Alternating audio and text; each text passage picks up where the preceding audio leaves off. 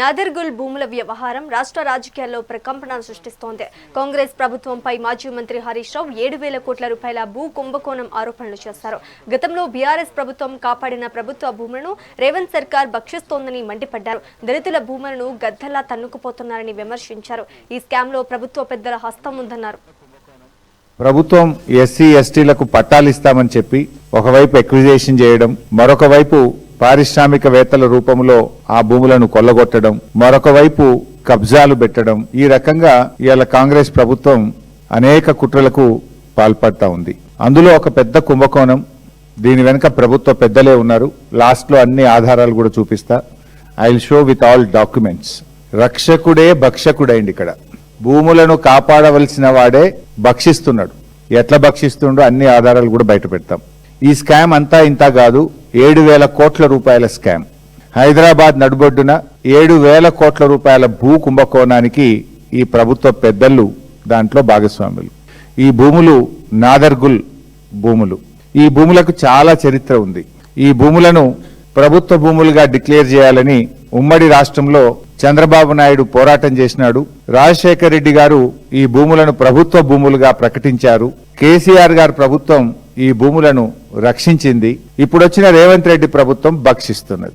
GO 99 కింద రేవంత్ రెడ్డి హైడ్రా తెచ్చిండు. ఏమంటాడు రేవంత్ రెడ్డి? మొన్న కూడా మీరు చూసింది, అసెంబ్లీలో మాట్లాడుతుండు. నా కుటుంబ సభ్యులు తప్పు చేసిన, రెవెన్యూ మంత్రి తప్పు చేసిన ఎవరిని వదిలా అంటాడు. మరి ఎందుకు ఇది హైడ్రా కళ్ళు మూసుకుంటుందా? ఇది గవర్నమెంట్ భూమి అయితే హైడ్రా ఎందుకు కళ్ళు మూసుకుంటుంది? నచ్చితే నజరానా, లేదంటే జరిమానా. పేదవాడికో న్యాయం, పెద్దోడికో న్యాయం. పేదల ఇండ్లు కూర్చోడానికి ఉరికురికిపోతుంది హైడ్రా. శనివారం ఆదివారం పోయి కూలగొడుతుంది. ఆదివారం చూసుకొని కోర్టు లేనప్పుడు పోయి కూలగొడుతుంది. మరి ఇక్కడ 374 ఎకరాలు, 7,000 కోట్ల రూపాయల భూమి. ఈ భూమి కాపాడడానికి హైడ్రాకి ఎందుకు మనసు వస్తలేదు? ఆనాటి ఇందిరమ్మ రాజ్యం ఈ పేదలాడ వ్యవసాయం చేసుకోవడానికి అవకాశం ఇచ్చింది. ఈనాటి రేవంత్ రెడ్డి రాజ్యం ఆ భూములను కబ్జా చేస్తుంది. నాటి కాంగ్రెస్ ఇచ్చింది, నేటి రేవంత్ కాంగ్రెస్ ఈ భూములను కబ్జా పెడుతుంది. విషయం ఏంది? ఇప్పుడు బీఆర్ఎస్ 10 ఏళ్ళు గవర్నమెంట్లో ఉంది. బీఆర్ఎస్ 10 ఏళ్ళు గవర్నమెంట్లో ఉన్నప్పుడు ఎవడు ఈ భూముల మీదకి ఎందుకు రాలేదు? ఏ బౌన్సర్లు, ఏ గుండాలు, ఏ కంపెనీలు ఆ భూమి మీదకి వచ్చే ధైర్యం ఎందుకు చేయలేదు? బీఆర్ఎస్ గవర్నమెంట్ పోగానే, రేవంత్ రెడ్డి రాగానే ఈ కబ్జాలు, గుండాలు ఎందుకు వస్తున్నారు ఈ భూమి మీదకి? ఆ భూమి అమ్మినోడు ఆ రోజు రాలేదు ఎందుకో? మరి కేసీఆర్ ఉన్నప్పుడు ఎందుకో రాలేదు? బీఆర్ఎస్ గవర్నమెంట్ ఉన్నప్పుడు ఏ గుండాగాడు, ఏ కబ్జా చేసినోడు, ఏ రియల్ ఎస్టేట్ కంపెనీ కూడా ఆ భూముల మీదకి రాలే కదా.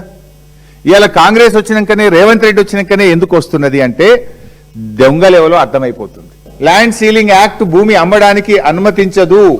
ఈ భూమి తప్పుడుగా అమ్మింది కనుక ఇది గవర్నమెంట్ భూమి, ప్రొహిబిటెడ్ ల్యాండ్ లో పెట్టుకున్నాం అని చెప్పి అప్పటి ఆర్డీఓ కందుకూర్ ప్రొహిబిటెడ్ లిస్ట్ లో పెట్టినారు.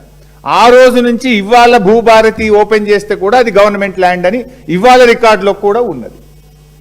తర్వాత ఆర్డీఓ రిజెక్షన్ మీద హైకోర్టు సింగిల్ బెంచ్ ఆర్డీఓ నిర్ణయం కరెక్ట్ అన్నది, హైకోర్టు డివిజన్ బెంచ్ ఆర్డీఓ నిర్ణయం కరెక్ట్ అన్నది. దాని మీద సుప్రీంకోర్టుకు పోతే ఈ నిమిషానికి సుప్రీంకోర్టులో కేసు పెండింగ్ లో ఉన్నది. సుప్రీంకోర్టు ఎటువంటి స్టే కూడా ఇవ్వలేదు. స్టే ఇవ్వలేదు అంటే హైకోర్టు జడ్జిమెంట్ స్టాండ్స్ గుడ్.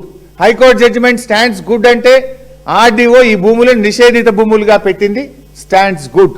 ఈ నిమిషానికి అది RDO is the custodian of the land, land belongs to government. కానీ అక్కడ ఏం జరుగుతుంది? అలా చుట్టూ ఫెన్సింగ్, చుట్టూ బౌన్సర్లు,